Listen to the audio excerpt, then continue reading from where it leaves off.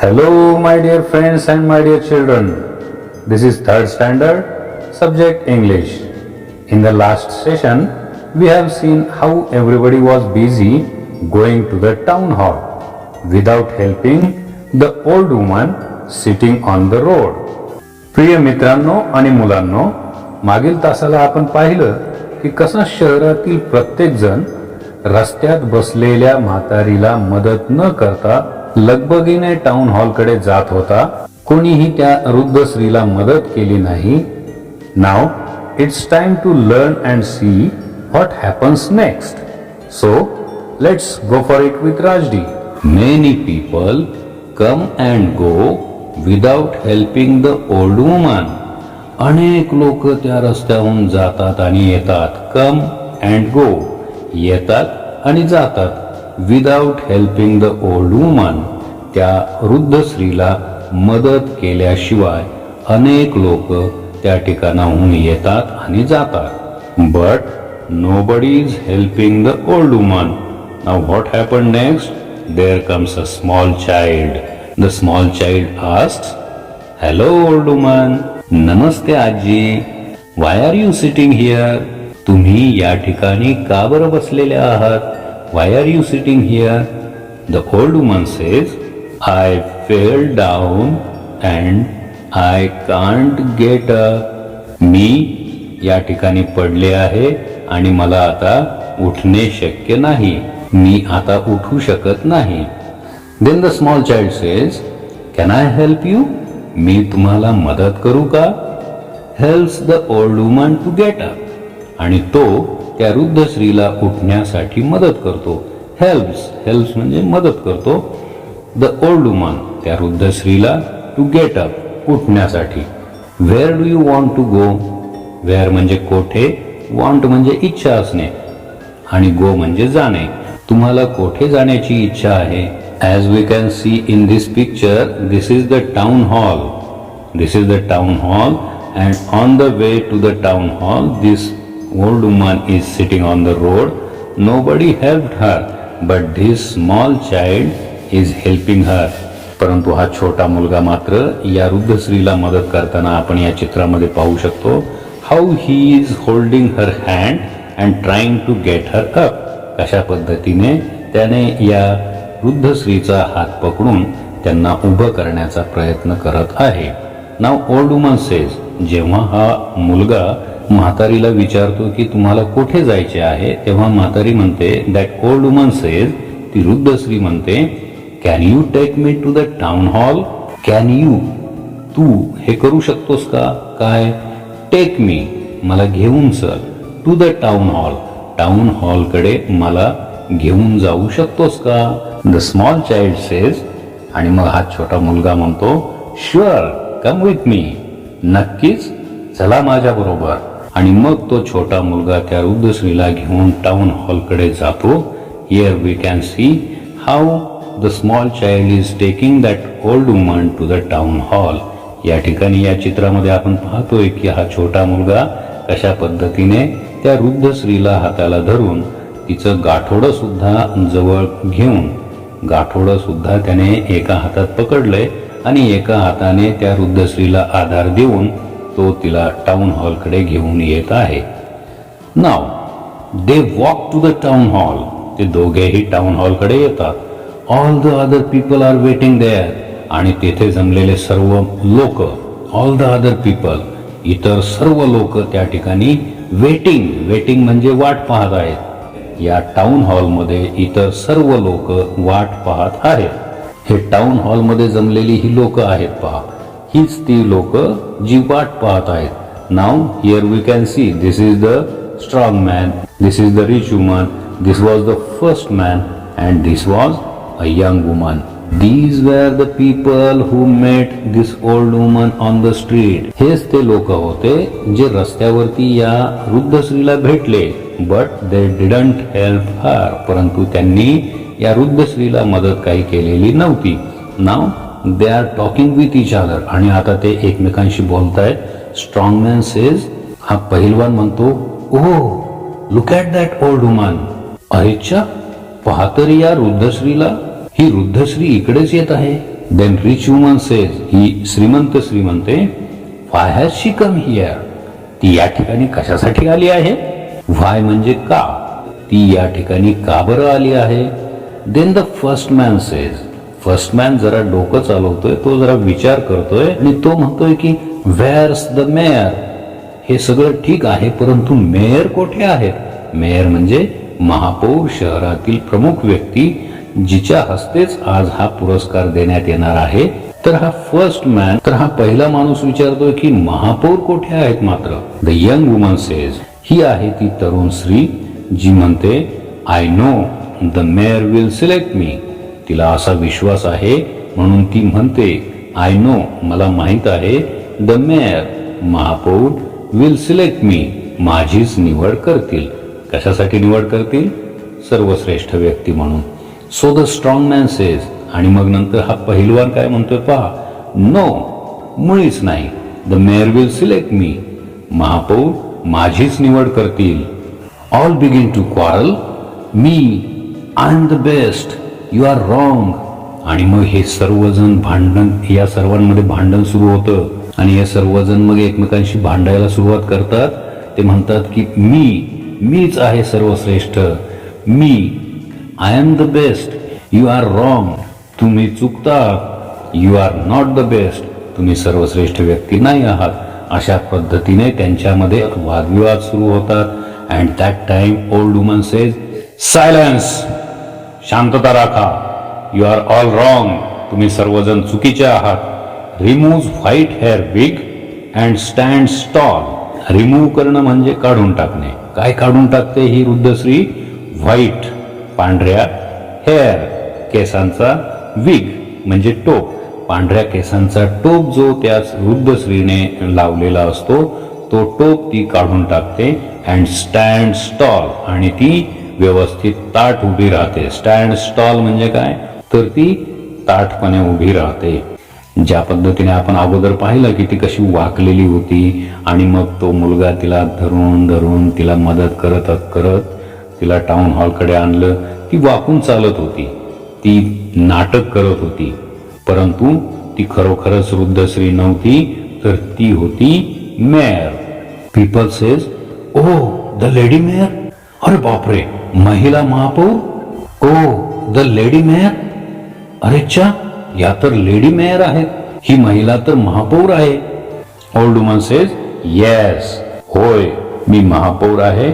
You have all failed in my test. Fail म्हणजे नापास होणे, टेस्ट म्हणजे परीक्षा. जणू काही या वृद्ध स्त्रीने, महिला महापौरांनी या शहरातील लोकांची परीक्षा जणू घेतली होती आणि हे सर्व लोक, these all people are failed in that taste.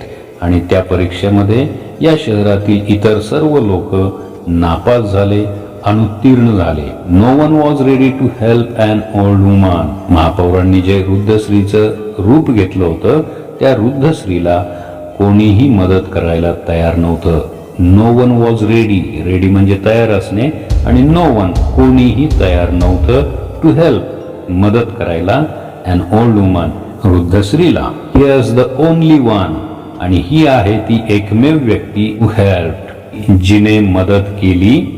Come here my child, this is the best person in the town. इकडे ये माझ्या बाळा, this is the best person in the town. आणि मग त्या महापौर असं जाहीर करतात की हा मुलगा म्हणजेच शहरातील सर्वश्रेष्ठ व्यक्ती आहे.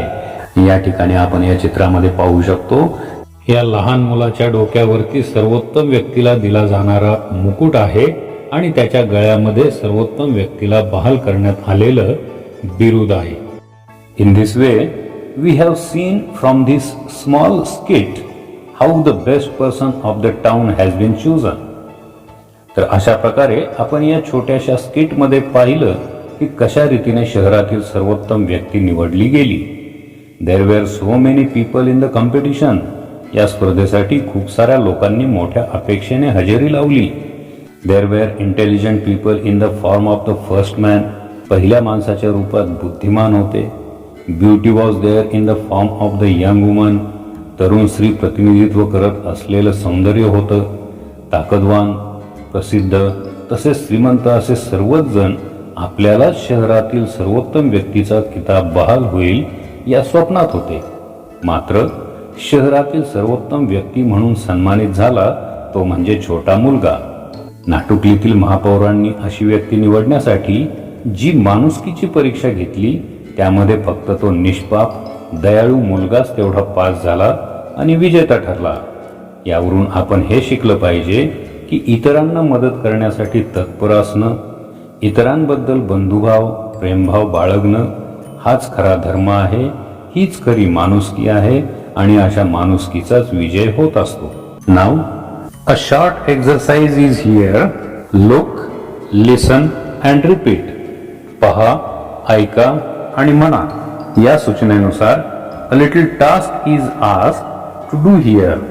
आता अतिशय साधी आणि सोपी कृती या सूचनेनुसार आपल्याला करायची आहे. Just look at the 6 words given here. Listen to me carefully and repeat yourself afterwards. खाली दिलेले हे 6 शब्द पहा. मी वाचत असताना मी करत असलेल्या या शब्दांचे उच्चार व्यवस्थित ऐका, काळजीपूर्वक ऐका आणि नंतर या शब्दांच्या वाचनाचा सराव करा. Right, wrong, wrist, knife, no, knee. Right म्हणजे लिहिणे, रॉंग म्हणजे चूक, रिस्ट म्हणजे मनगट, नाईफ म्हणजे चाकू, नो म्हणजे माहीत असणे, नी म्हणजे गुडघा. So simple as that. अतिशय छोटी आणि सोपी अशी ही कृती. Now let's discuss about the homework. दिलेल्या शब्दातील अक्षरे वापरून इतर शब्द तयार करा. उदाहरणार्थ, प्लीज या शब्दातील अक्षरांपासून इतर शब्द बनवून दाखवले आहेत. या प्लीज या शब्दामध्ये कोणकोणती अक्षरे आहेत? P, L, E, A, S आणि ई. आणि यांच्यापासून शब्द तयार करून दाखवलेले आहेत. A, S as, S E E C. अशाच पद्धतीने आपल्याला हे खाली दिलेले जे 5 शब्द आहेत विअरिंग, सर्वंट, वुमन, स्टँड्स आणि पर्सन या शब्दातील अक्षरांपासून आपल्याला इतर किंवा नवीन शब्द बनवायचे आहेत. तर आता आपण एकेका शब्दातील अक्षरांपासून नवीन किंवा इतर शब्द बनवूया. तर यातील पहिला शब्द आहे विअरिंग आणि या शब्दातील अक्षरे आहेत WEARING. आता या अक्षरांपासून आपण शब्द बनवूया. WEV म्हणजे आपण, आम्ही, EAR इयर म्हणजे कान, WEAR विअर म्हणजे परिधान करणे, ANN IN इन, त्यानंतर RING रिंग, RAIN रेन म्हणजे पाऊस. याशिवाय सुद्धा आणखी काही शब्द तयार होतात. ते जर तुम्हाला सापडले तर ते कमेंट बॉक्समध्ये लिहा किंवा वहीमध्ये लिहून तुमच्या शिक्षकांना दाखवा. पुढचा शब्द आहे सर्वंट आणि आता या शब्दातील अक्षरांपासून आपण शब्द बनवू शकतो. A, N, as, AT at, VAN van, ANT ant, RAN ran, TEN ten, NET net. पहा किती शब्द बनवू शकतो आपण या शब्दातील अक्षरांपासून. Now next word is woman आणि या शब्दातील अक्षर आहेत WOMAN आणि या शब्दातील अक्षरांपासून आपण शब्द बनवू शकतो. ANN, MAN man, NOW now म्हणजे आत्ता, WON वोन म्हणजे जिंकले, ON on, NO no. Now the next word is stands. आता या स्टँड्स मधील अक्षरांपासून आपण शब्द बनवू शकतो. ANN, AS as, AT at, त्याचबरोबर ANT ॲन्ट, and. Now the last word is person. SO so, ON on, NO no, SON सन म्हणजे मुलगा, PER पर म्हणजे प्रत्येकी. तर अशा रीतीने आपण या शब्दातील अक्षरांपासूनही हे शब्द बनवू शकतो. याबरोबरच आता मी आणखी एक शब्द सांगतो आणि तो शब्द आहे somebody. SOMEBODY. somebody या शब्दातील अक्षरांपासून तुम्ही शब्द बनवायचे आहेत आणि ते कमेंट बॉक्समध्ये लिहून पाठवा. त्याचबरोबर या सर्व शब्दातील अक्षरांपासून तयार केलेले शब्द हे वहीमध्ये लिहून तुमच्या शिक्षकांना दाखवा. अशा रीतीने आपण हा पूर्ण पाठ 2 व्हिडिओमध्ये पूर्ण केला. त्याचबरोबर या खाली असलेले हे 2 प्रश्न आपण समजून घेतले आणि पूर्णपणे सोडवले. तर हा सर्व स्वाध्याय तुम्ही घरी तुमच्या वहीमध्ये सोडवा. हा पाठ पुन्हा पुन्हा वाचा. नवीन आणि कठीण वाटणारे शब्द सुद्धा पुन्हा पुन्हा वाचा, लिहा. पुढच्या घटकासह पुन्हा भेटूया. तोपर्यंत keep listening, speaking, reading, writing and please don't forget to like, share, comment and subscribe to the channel. Go for it with Rajdi. Thank you. Take care. Bye bye.